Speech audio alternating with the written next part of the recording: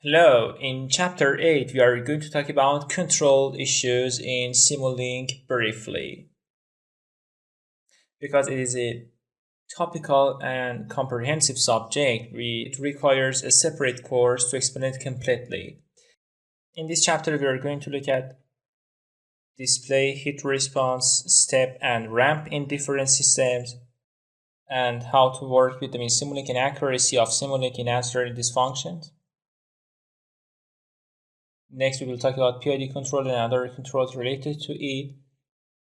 Then we have delay and saturation in control systems.